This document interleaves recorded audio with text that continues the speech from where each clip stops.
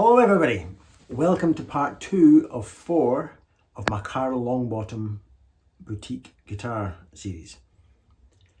By the way, if you liked the opener, there'll be the guitar lesson at the end of the vid, like I like to do. Now, first look at this thing, right? This is a wee bit special. This is a hollow guitar.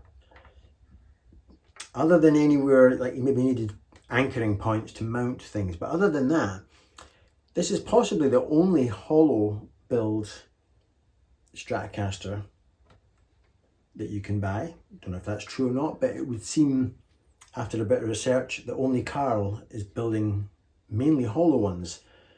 It's quite beautiful, unlike the sort of relic-y worn in things that I tend to have. So what have we got? One piece swamp ash. It's quite beautiful. And look at the clean cavity there. Everything's nice. You touch everything, nothing's sharp. Everything's given birth to. That was a strange analogy, Paul.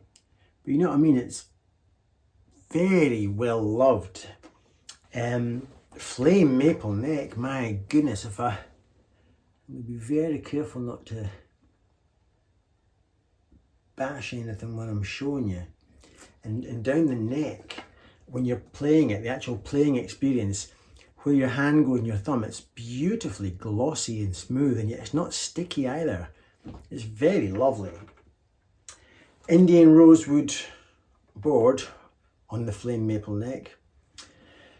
25.5 inch scale length, as you would expect. Fretboard radius, and this one it's compound 7.25 for a chord friendly vintage feel up there, and goes up to 12 inches for more of a fluent and fast experience up the top of the neck. Jezcar 47095 frets for anybody who wants to know. Pickups are Radio Shop vintage 63 specials. Everything reads like a who's who of the quality sort of items, like CTS oil and paper pots, Goto tuners, a wood tone bridge and tremolo. I've not heard of that wood tone, but I can say no jagginess there. Nitrocellulose, of course. I don't know if you can see it, but certain angles you can see the finish, and it's just beautiful, I have to say. So there you go. So let's spend the next 52.4 seconds. I've timed it. 52.4 seconds on just explicitly the 5 positions. Let's do that. Neck pickup.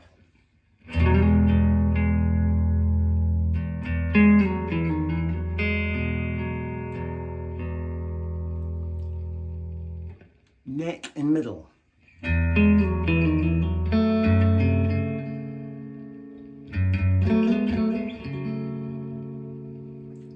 Middle.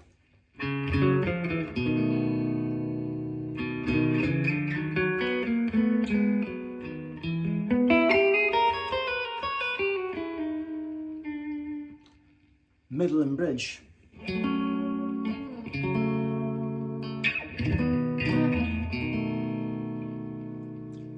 Bridge.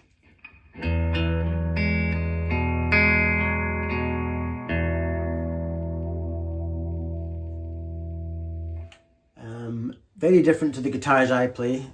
Mine are all, of course, relicked and beaten up, and even my Stratocaster is very kind of, it's like a pair of old blue jeans. So this is, I mean, I like my relics, there's no getting away from that. But this, I feel like I've stepped into a Bentley. I'm out for a posh drive down the Riviera. So it's been a lovely experience. It's been this is the glassiest Stratocaster I've ever played. Everything's very brilliant and hi-fi and articulate. My Strat's maybe mellower, hardtail, woodier sounding. This is very early Dire Straits, that typical Sultans of Swing, spanky, very typical of the breed kind of Stratocaster.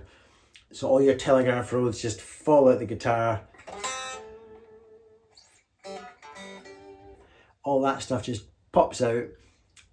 This is the actual Strat that Dave Simpson played on his channel for Karl. You notice I haven't played any dirt on it. I don't do that.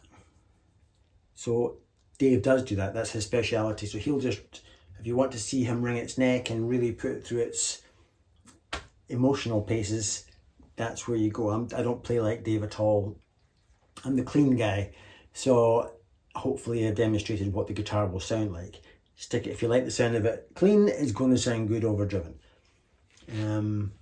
Anyway, let's get on with the guitar lesson. Thanks for joining me. Chords wise, E minor. These are 2 notes from an E minor, even though it looks like a G chord. Now I'm playing an F sharp 7, just 2 notes from an F sharp 7. That's just an F chord, but I'm just playing 3 choice notes from it. The 1, the major third, and what would be the 5. And then the turnaround chord, which is B, if we're in the key of E minor, which we are. Then 1 E minor, another E minor, and then an A minor, brought in with that dip. So I'm dipping first, maybe down a semitone, bringing in the A minor. This is floating, and then a C minor.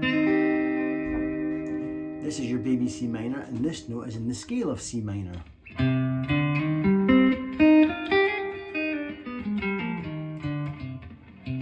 just, and then a D chord. So I'm kind of changed key somehow. I'm not the master behind this. It's Rachmaninoff, I think. And then I've gone. G chords up to C, and this chord.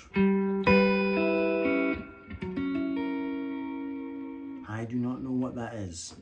If I think of it as part of a G, that makes it a flat 5, and that is the 6. And this is already in G. Or do I think of it like an E? Which makes more sense to me because then it's an E6 chord. But I do not know. So all I know is I'm going to C, this E6 thing or whatever it is, and then that is a straightforward F sharp. But it's acting like, I don't know what it's acting like. It's all over the place. And then B minor and little double stops.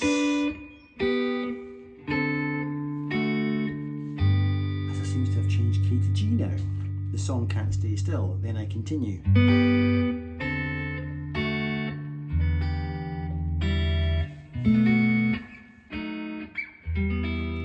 So that little section was B minor,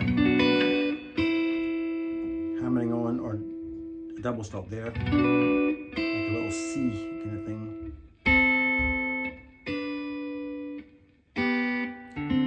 I've added an open D string there. G note there, then I continue with open D string and back to the shape of G. It's actually an E minor because that, although it's a G, it's also an E minor, especially because I've plucked this thick string. B7, just another shape of B7 to E minor. So it's all over the place. I don't understand any of it, and then a lick. So just up E minor, another E minor, then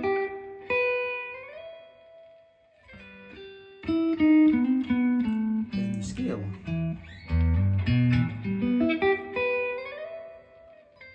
I've now shifted to this position of E minor.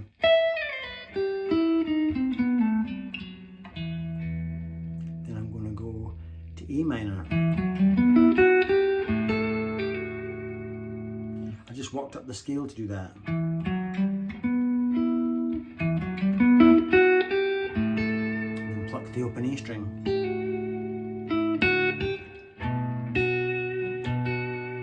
Now I'm on the 5 chord, the B. I did a little diminished diminished sound. So it's E minor, E,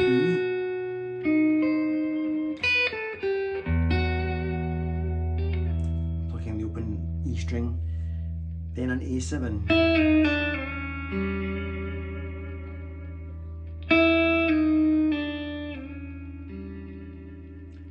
Then A7 to A minor. Just wandering up and down the chord. Then E minor 6.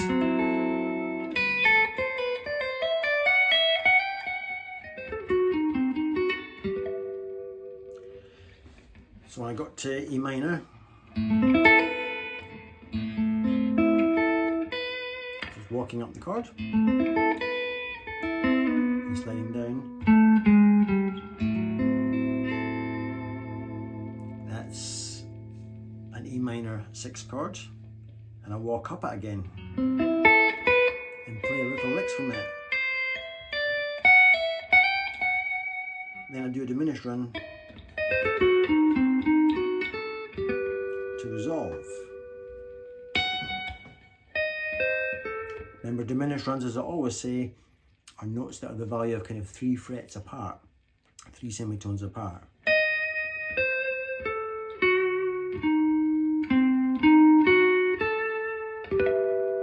Yeah, so if you analyse that in slow-mo, it's all 3 frets apart in musical value.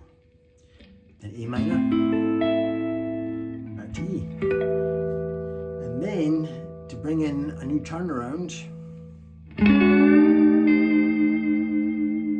sort of a very Stevie Ray Vaughan kind of sound. That's just 1 semitone above. If we're in E, that's an F9. So, just a wee jazz thing that I've heard jazzers do. Brought in with that dip again and using the pinky 2 frets above. And then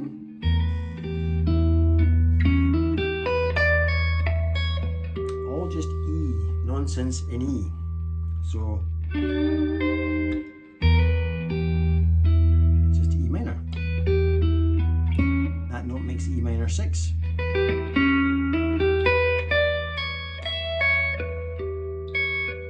Just little nice eerie sounds.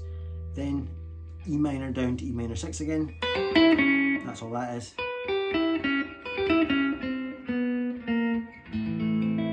E minor. Then by putting the thumb over, I'm making it an A minor 6 again.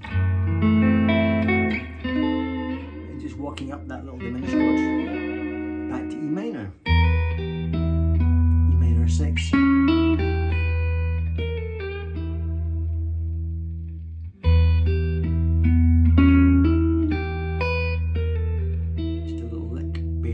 Shape of E minor, and then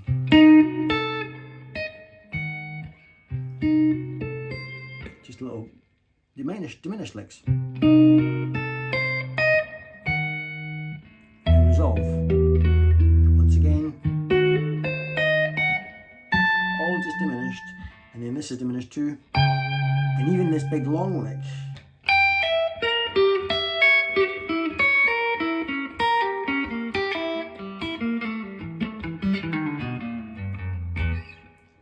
Slow-mo, if you want to know what that was, it's just I'm in the mood of diminished, so I'm playing. It's a bit like notes you played as part of your E minor blues nonsense that we all do. All that pish, but just selecting the diminished parts of it. And 3 frets down, 3 frets down, 3 frets down, 3 frets down.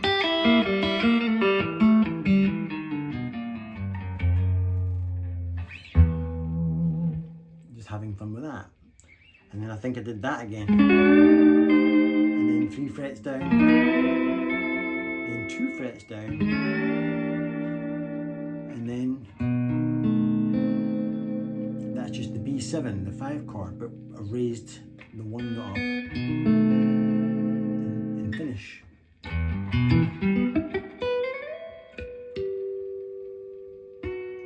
or whatever.